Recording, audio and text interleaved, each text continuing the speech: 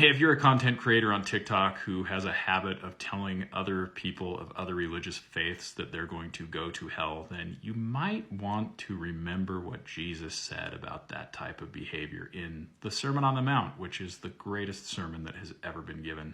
Matthew chapter 7, verse 1, Jesus says, "Judge not that ye be not judged." And a lot of people, there's debate about what this verse actually means. Are you not supposed to ever judge anybody?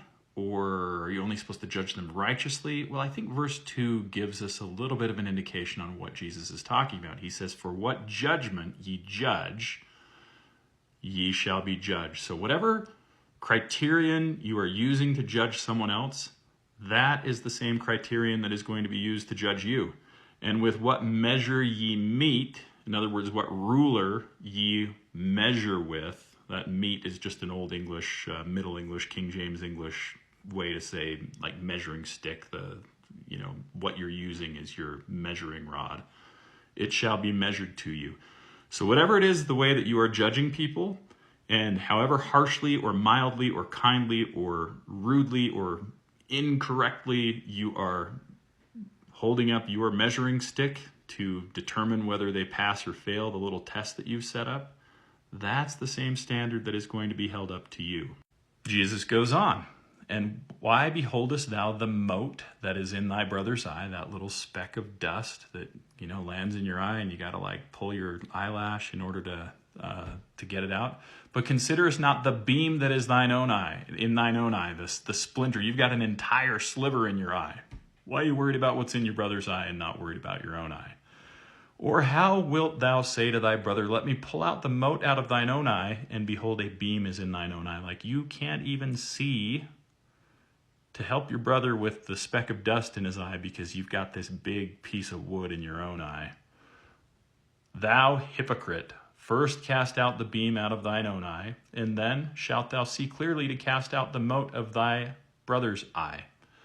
So Jesus is really saying when it comes to judgment, and it comes to determining whether somebody's right and somebody's wrong, worry about yourself, is what Jesus is saying. And by the way, if you judge harshly, if you make the determination that somebody is preaching a false gospel and they are going to go to hell and they are going to die in their sins because they don't, follow the right Jesus, that's the criteria that you are setting up for your own judgment.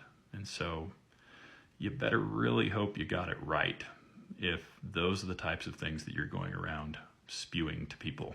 And by the way, just so that there's no confusion, yes, I am talking about Mike from True Christian Ministry, who went after our friend LDS Dude for converting to the Church of Jesus Christ of Latter-day Saints, which is Christ's Ephesians 4 restored church on earth. The New Testament church is here on earth.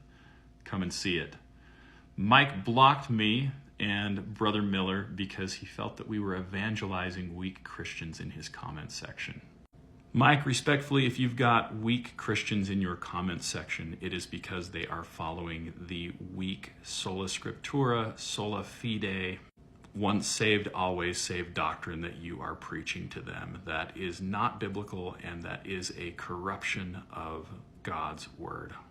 Now, I am not going to tell you that you're going to go to hell for this behavior because it is not my place to judge you. And, when we look at Acts 17:30, God winks at our incorrect traditions that we're following. He is merciful and he gives us mercy. And so I think he's going to be merciful with you as well. But you might do well to review Matthew chapter 7 and review the judgment that you are using to judge other Christians and the measuring stick that you are using to measure them, because you might have a few issues if you do that.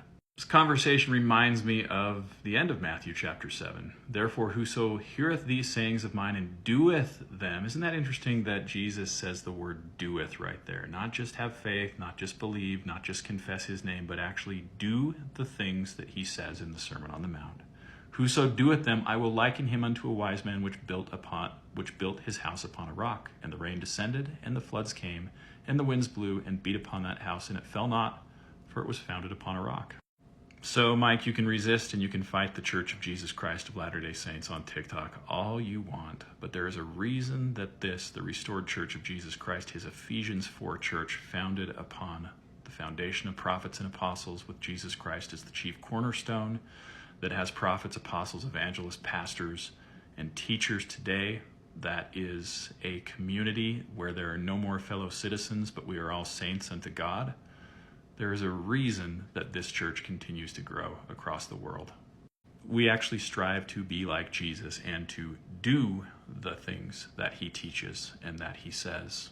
What's the other side of that parable? And everyone that heareth these sayings of mine and doeth them not, maybe who just confess with their mouth or who just believe or just have faith, those people that don't do the things that Jesus said, shall be likened unto a foolish man, which built his house upon the sand, and the rain descended, and the floods came, and the winds blew, and beat upon that house, and it fell, and great was the fall of it.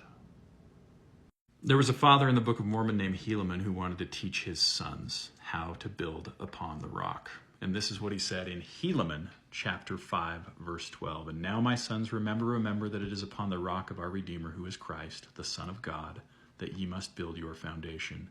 That when the devil shall send forth his mighty winds, yea, his shafts in the whirlwind, yea, when all his hail and his mighty storm shall beat upon you, it shall have no power over you to drag you down to the gulf of misery and endless woe, because of the rock upon which ye are built, which is a sure foundation, a foundation whereon if men build, they cannot fall. Jesus Christ is the rock. So, Mike, if you really want to be a true Christian minister, point your people to Jesus and have them and invite them to ask God what path they should follow. Stop telling them what you think the scriptures mean, because, man, it is amazing how often you are wrong about what the Bible means. It is also ironic to me that you point the people to the triune God that is not in the Bible. You just barely made a video about how you disagree with the Catholics, and the reason you disagree with them is because of their ministry and the proclamations by their popes and things like that. They changed the gospel. Bro, you got to go back a couple of more centuries, because the change in the gospel came at Nicaea when they invented and codified. They didn't invent them in Nicaea, but in Nicaea they voted on the nature of God, and that is where the triune God became codified and set in stone, that was the only form of God. And that is a teaching that you got from the Catholics that is not biblical and that is not correct. So if you really want to help your followers and you really want to point them to Christ, then point them to his restored church that has his authority on earth to preach his gospel. But I have a feeling you're not going to do that, Mike, because, and this is the issue that professional pastors really have with the Church of Jesus Christ of Latter-day Saints. If you convert, then you got to go find another job, because converting means that you and your ministry are out of business.